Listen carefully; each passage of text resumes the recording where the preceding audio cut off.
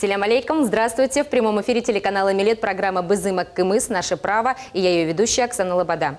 Сегодня мы будем говорить о том, как защитить права гражданам при проведении, например, обыска, задержания при аресте, а также как обжаловать действия следователя или дознавателя в таком случае. Если у вас есть вопросы по этой теме, вы можете прямо сейчас позвонить к нам в студию, задать их нашему гостю. А у нас в гостях сегодня заместитель прокурора железнодорожного района города Симферополя Вячеслав Трофимцев. Вячеслав Анатольевич, добрый вечер. Добрый вечер всем, кто... Вячеслав Анатольевич, скажите, пожалуйста, вот для того, чтобы телезрителям нашим было понятно, о чем мы сегодня будем говорить, расскажите, что же такое меры уголовно-процессуального принуждения, что они в себя включают? Значит, меры уголовно-процессуального принуждения – это прежде всего предусмотренные уголовно-процессуальным законодательством решения и действия органов, ведущих производство по делу, ограничивают права остальных участников процесса. Угу.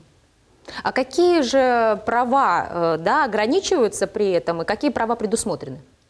Конституцией Российской Федерации непосредственно предусмотрены гарантированные права и свободы человека и гражданина в Российской Федерации. То есть Конституция является основным законом Российской Федерации, и уже порядок уголовного судопроизводства вытекает из Конституции и предусматривается уголовно-процессуальным законодательством Российской Федерации. На этом основании защита основных конституционных прав выделена отдельно в качестве принципов уголовного процесса. Непосредственно такими правами является право на свободу, личную неприкосновенность, которая выражена в том, что никто не может быть задержан по подозрению в совершении преступления, кроме тех случаев, которые явно предусмотрены законодательством. К примеру, можно даже привести ограничение временное, такое как отстранение обвиняемого от должности, хотя в это же время Конституцией предусмотрено право человека спокойно, свободно выбирать тот род деятельности, который ему приятен и приемлем. Угу. Какие меры уголовно-процессуального принуждения предусмотрены законом? Давайте расскажем об этом немного подробнее. Непосредственно к мерам уголовно-процессуального принуждения относятся задержание подозреваемого и меры пресечения. Уже непосредственно меры пресечения они делятся на подписку о невыезде, личное поручительство, залог, запрет определенных действий, домашний арест и заключение под стражу. Также законодателям выделены в главе иные меры процессуального принуждения, такие как обязательство о явке, привод, временное отстранение от должности, наложение ареста на имущество, привод, либо денежное взыскание. Меры процессуального принуждения непосредственно применяются дознавателем, следователем, либо судом. В большинстве своем случаев меры пресечения, конечно же, избираются судом с непосредственного ходатайства следователя либо дознавателя, но есть и исключительные меры процессуального принуждения, которые непосредственно принимаются дознавателем либо следователем, такие как задержание, подписка о невыезде, обязательство о явке, либо уже привод к следователю для проведения определенных следственных либо дознания. Вячеслав Анатольевич, расскажите, пожалуйста, какие основания вообще могут быть для осуществления задержания человека, который, например, подозревается только еще в совершении преступления, и какие сроки предусмотрены законодательством при этом, есть ли какие-то ограничения? Значит, основанием для задержания по подозрению в совершении преступления прямо предусмотрены статьей 91 Уголовно-процессуального законодательства. И непосредственно изложено в редакции, что когда лицо застигается при совершении преступления, либо непосредственно после него, когда потерпевшие очевидцы прямо укажут на это лицо, либо когда же на этом лице, его одежде, вещах, в его жилище обнаружены явные следы преступления. При наличии иных данных, дающих основания подозревать лицо в совершении преступления, оно может быть задержано в том случае, если оно пытается скрыться, не имеет постоянного места жительства, либо не установлена его личность. В таких случаях следователь со согласия руководителя своего следственного органа, либо дознаватель уже с согласия прокурора направляет ходатайство об избрании меры пресечения в отношении указанного лица. Кроме того, после доставления подозреваемого в орган дознания следователь не позднее, чем трое часов должен составить протокол, которым закрепить указанное следственное действие. Человек может попросить ознакомиться с этим протоколом? Да, конечно. Или он в обязательном порядке и так должен быть ознакомлен с ним? Он в самом протоколе указывается фамилия, имя, отчество, его полные анкетные данные. Также по составлению протокола ознакомливается его близкий родственник, и он также может изложить свои замечания в этом протоколе. Им может быть попрошен адвокат либо на платной, либо на безвозмездной основе. То есть ознакомиться может спокойно с протоколом и да. даже замечания свои как бы обозначить, если он не согласен. Дознаватель, конечно, разъяснить эти права. Там в самом протоколе имеется перечень прав, которые он имеет право реализовать в настоящий момент. А по стечении скольких часов должны отпустить задержанного? Есть какие-то тоже сроки? Да, в течение 48 часов решается вопрос об избрании ему меры пресечения. И в случае неизбрания меры пресечения, таких как залог, домашний арест, заключение под стражу, запрет определенных действий, судом выносится решение по тому ходатайству, которое заявлено следователем либо дознавателем. Но в случае определенных указанных уголовно-процессуальным законодательством суд может продлить их до 72 часов. Зачастую такие случаи бывают при отсутствии полного пакета документов, которые прилагаются к ходатайству следователя в суд. Скажите, а участие прокурора есть вот в этом процессе касательно именно, когда подается дознавателем или следователем ходатайство в суд о избрании меры пресечения? Да, законодателем в этом случае указано в следующей редакции: дознаватель, когда обращается в суд об избрании меры пресечения, явно это действие санкционируется прокурором. А в случае избрания меры пресечения следователем, то такое ходатайство не подписывает прокурор, его подписывает непосредственно руководитель следственного органа. Но при этих обстоятельствах прокурор обязан присутствовать при рассмотрении этой санкции в суде. И вот при непосредственном участии в суде прокурорам дается оценка законности избранного ходатайства, и уже в ходе рассмотрения самой санкции судом выясняется позиция прокурора, которую он излагает по тому ходатайству, по тем материалам, которые предоставлены в суд. Вот после того, как выносится такое решение судом, да, о мере пресечения, например, в виде лишения, помещения под стражу, да, то есть на какое-то время человек лишается свободы, куда он помещается после этого и какой срок? То есть он прописан в решении суда, либо это зависит от следствия, каким образом это определяется?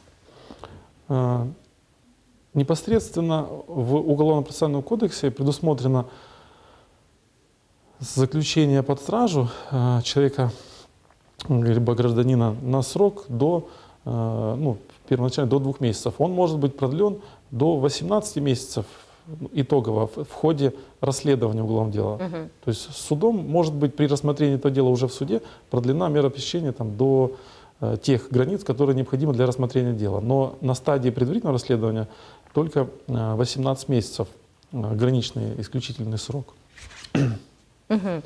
А если гражданин, например, не согласен, да, с таким решением суда о помещении его под стражу, может ли он обжаловать это решение, каким образом? Да, такое право предусмотрено законодательством. В течение 3 суток он имеет право подать жалобу через суд, который вынес решение, в суд апелляционной инстанции. Он готовит апелляционную жалобу, в которой излагает мотивы нарушения норм материального либо процессуального права.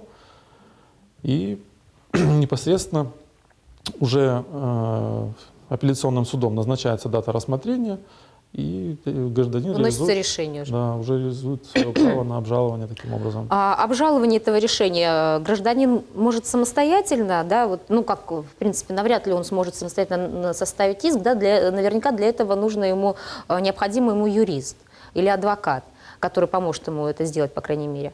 То есть вот если у человека нет, например, финансовой возможности нанять адвоката, как быть в таком случае? Есть ли какие-то государственные адвокаты?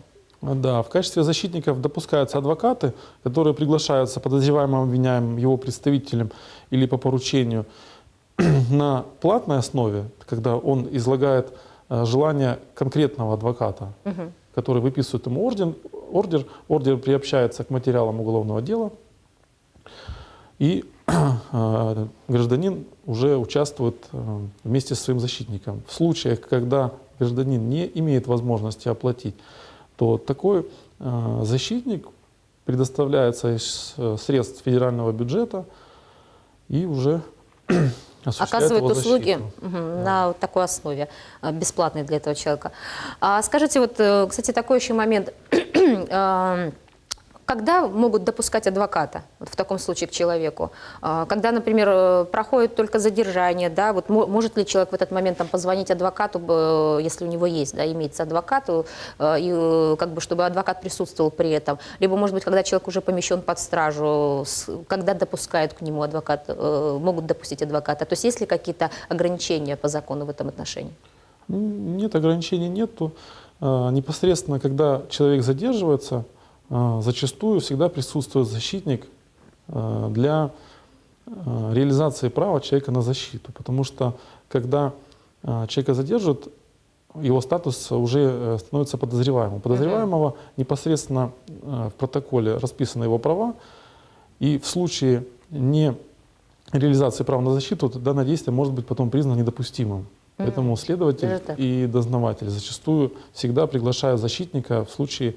Даже бывает, когда и человек не изъявляет право, но есть палаты, там есть дежурные адвокаты, то есть в этом... Которых вызывают для того, чтобы они присутствовали, да? Да. Ну, например, даже ознакомиться с тем же протоколом, к примеру, да, почитать его, как он составлен, все ли учтено, или какие-то замечания написать. Это тоже может сделать уже и адвокат. Да, конечно. Посоветовать человеку. Скажите, пожалуйста, Вячеслав Анатольевич, а вот если поговорить более подробно о отстранении от работы должностных лиц, которые находятся, да, под следствием, вот в каких случаях это происходит? Непосредственно отстранение от должности может быть применено при наличии оснований, что обвиняемый прямо может вмешиваться в ход расследования по уголовному делу.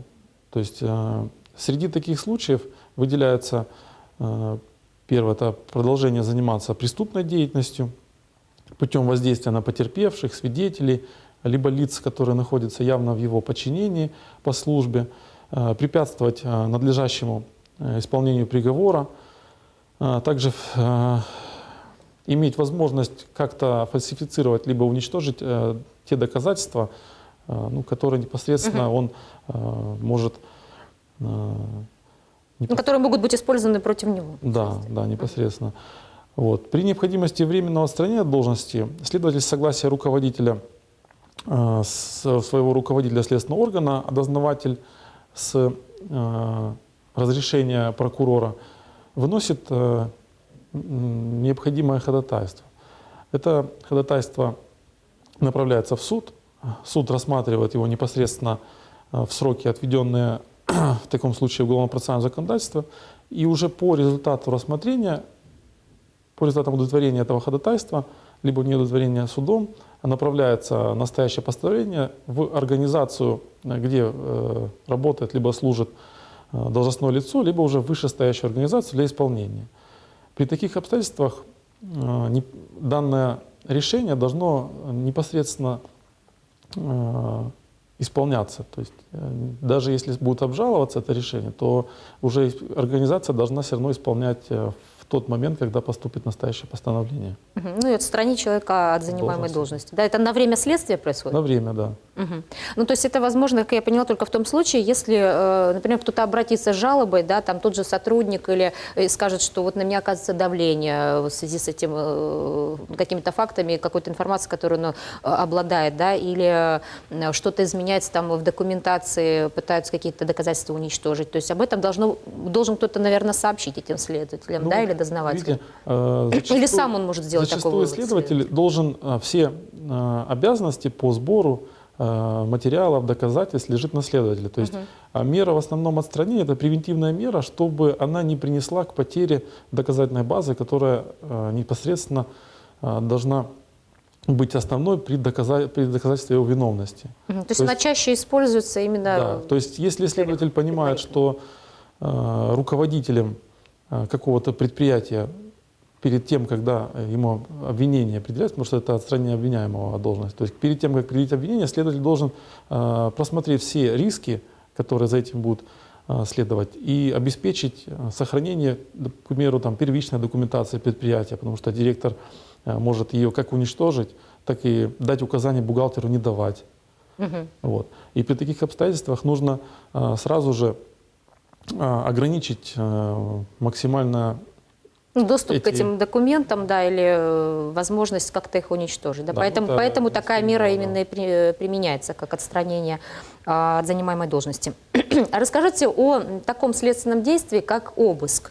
Какие процессуальные ограничения имеются при его проведении и вот как проходит, как должен проходить, наверное, обыск в соответствии с законодательством, есть ли какие-то тоже в этом плане нормы, предусмотренные законом? Основанием непосредственно для проведения обыска является наличие достаточных оснований полагать, что у лица могут находиться орудия, оборудование, иные следы совершенного преступления, предметы, документы, ценности, которые могут иметь само значение для расследования уголовного дела. Обыск всегда проводится на основании постановления следователя. В случаях, либо дознавателя, в случае, если обыск проводится в нежилых помещениях, то разрешение суда не требуется. А если уже непосредственно в жилище проводится, то следователям по такой же процедуре с согласия руководителя следственного органа, дознавателя, с согласия прокурора направляется ходатайство в суд, и уже суд рассматривает достаточность тех оснований, изложенных в постановлении и в ходатайстве следователя, и применяет их непосредственно к самому лицу, то есть к личности обвиняемого, ну, либо подозреваемого. То есть постановление только следователя или дознавателя для того, чтобы, например, провести обыск в жилище, в какой-то частной собственности, где проживает человек, недостаточно. То есть должно быть именно решение суда, правильно? Да, да, ходатайство перед судом о разрешении проведения следственных действий. Вот. А в нежилых помещениях, зачастую там, в хозпостройках, также бывает в случаях, если не терпит отлагательств проведения обыска при задержании, допустим, человека, нужно сразу провести обыск в его помещении, где он живет, то следователем проводится неотложный обыск, и уже в течение суток он должен обратиться в суд об узаконивании этого обыска. А уже суд может либо узаконить, либо не узаконить данный обыск. Даже реализована такая процедура. То есть, исходя из необходимости, да, из тех оснований, которые приводит следователь. А если поговорить вот еще о процедуре проведения обыска, понятые вот каким образом участвуют в этом процессе, сколько их должно быть? Да, непосредственно должно быть двое понятых. Также обыск проводится в присутствии лица, который располагает этим жилищем, либо его представителей, совершеннолетних членов его семьи. То есть человека не могут, допустим, увезти и без него проводить уже в жилище обыск? Это будет недопустимым доказательством, и либо уже следователь, руководитель следственного органа должен исключить его, либо уже прокурор должен исключить его из объема доказательств. Такое следственное действие будет признано недопустимым. По результатам проведения обыска составляется протокол. В протоколе расписывается двое понятых, а также лицо, которое участвовало в проведении обыска. Также может быть приглашен защитник, ну, лицом, в отношении у которого проводят обыск, в уже результативной части протокола предусмотрены место для внесения замечаний на действия тех должностных лиц, которые проводят обыск, которые также излагаются лицом, у которого проводят обыск, а также адвокатом в случае его участия. Если адвоката не допускают, например, во время проведения обыска, возможно такое вообще? Что вот вы мешаете проведению следственных действий или вот просто не реагируют никак, не пускают, вот если такие случаи? Это законно или нет? Ну, бывают всякие случаи, конечно, у нас. Но зачастую это является нарушением права на защиту. И... Вообще по закону должны допустить адвоката, да, на проведение обыска. Да, любого защитника. Это даже обязанность следователя либо дознавателя. Больше, чем право. А понятые, вот зачастую бывает такое, да, мы можем прочитать в соцсетях, что привозят с собой якобы понятых следственные органы. Это законно вообще, насколько? Или, допустим, да, не те люди, которые находятся там рядом, соседи или кто-то, а вообще какие-то посторонние люди, которых с собой привезли там на эти следственные действия. Это законно? Ну, вообще, в уголовно-процессуальном законодательстве про понятых сказано, что это лица не заинтересованы в исходе расследования. Это основной момент, да, в этом? Да, то есть они должны быть не заинтересованы? Эти лица должны быть как объективные даже наблюдатели за законностью. То есть непосредственно после проведения обыска это следственное действие ложится в основу обвинительного заключения, которое уходит в суд. И понятые, которые участвовали в проведении обыска, допрашиваются в качестве свидетеля. И они уже подлежат, при допросе в качестве свидетеля, они подлежат уже вызове в суд. То есть они предупреждаются об уголовной ответственности за задачу заведомо ложных показаний. Поэтому они изначально из принципов и задач уголовного процессуального законодательства должны быть не заинтересованными ни в каком исходе, ни в обвинительную, ни в оправдательную сторону. Нейтральные должны быть, да? Если вот человек все-таки, вот он оказывает сопротивление, например, ну, может быть, я не знаю, умышленно или неумышленно, во время проведения следственных действий, да, чем ему это грозит? За такие действия предусмотрена как уголовная, так и административная ответственность. Административная ответственность предусмотрена статьей 17.7. Это невыполнение законных требований прокурора, следователя, дознавателя, либо должностного лица, осуществляющих производство по делу непосредственно. То есть санкция предусматривает штраф. Также предусмотрена статья Кодексом об административном правонарушении Российской Федерации 19.3. Это неповиновение законному распоряжению сотрудника полиции, военнослужащего, сотрудника органов Федеральной службы безопасности, контроля в сфере миграции, либо уже иных сотрудников. И санкция предусматривает также административный штраф.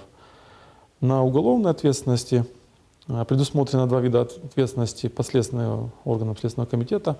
Это статья 319, это оскорбление представителя власти, либо применение насилия в отношении представителя власти, это уже статья 318. Срок наказания предусматривает до 10 лет лишения свободы. То есть виды как бы, да, сопротивления при проведении следственного действия, то есть они вот разные могут быть, да, и такие. То есть, потому что как раз-таки хотела узнать, что имеется в виду под сопротивлением, то есть это именно физическое какое-то противодействие или отказ выполнять какие-то действия, например, там, лечь на пол, да, человек отказывается, или там руки за спину. Это является вообще вот примером сопротивления проведения, если вот он не выполняет какие-то действия? Нет, но зачастую, если мы берем обыск, про который мы ранее говорили, зачастую люди относятся к этому следственному действию очень скептически, потому что к ним приходят неизвестные, заходят в дом, что-то ищут, и они могут оказывать сопротивление активное, там, могут пытаться нанести какие-то увечья сотрудникам полиции, либо сотрудникам, которые участвуют в проведении обыска, либо пытаются закрыть двери и не впустить куда-то в определенную комнату, где имеет значение для расследования вещи, либо орудия преступления. То есть в основном это активные действия которые влекут к нарушениям принципов и задач уголовно-процессуального законодательства. Спасибо большое, Вячеслав Анатольевич. У нас в завершении осталось буквально пару минуток. И подытожив нашу беседу, скажите, пожалуйста, вот если все-таки человек хочет обжаловать действия следователя либо дознавателя, считает их незаконными, куда и ему обратиться и каким образом он может это сделать? Непосредственно обжалование предусматривает статья 123 Уголовно-процессуального законодательства как более усеченные сроки рассмотрения до 3 суток, которые могут быть продлены до 10 суток. Данные действия могут быть обжалованы как прокурору, так и руководителю следственного органа и также в суд. То есть все процессуальные действия, которые были выполнены, либо не выполнены как в форме бездействия, они могут быть обжалованы непосредственно либо в тот же орган, либо уже, допустим, статья 124 предусматривает обжалование руководителя следственного органа, либо прокурору, а статья 125 уже предусматривает подачу жалобы в суд по месту проведения следственных действий. А какие-то сроки при этом существуют? Вот с момента, когда проводились эти действия, сколько должно пройти времени? Не ограничено время. То есть в любое время человек может закон подать? Предусматривает даже неограниченный перечень участников. Даже непосредственно лицо, которое не является ни свидетелем по делу, ни участником, но его права затронуты в ходе предварительного расследования, либо проведения проверок, в общем, в поле уголовно-процессуального законодательства, он тоже может подать жалобу. Эта жалоба будет рассмотрена в течение 3 суток. Спасибо большое, Вячеслав Анатольевич, за такую интересную беседу и советы, рекомендации для наших телезрителей. Я надеюсь, что им не придется ими воспользоваться в своей жизни. Я желаю вам удачи в вашей работе и хочу напомнить, что сегодня мы говорили о защите прав граждан при проведении обыска, задержания, ареста и также поговорили о том, как обжаловать действия следователя или дознавателя и в целом о мерах уголовно-процессуального принуждения. Поэтому наша беседа уже подошла к завершению. Мы с вами прощаемся ровно на 1 неделю. Смотрите нас в следующую пятницу в 19:00. Я желаю вам всего самого хорошего. Не переключайтесь, оставайтесь на телеканале Милет.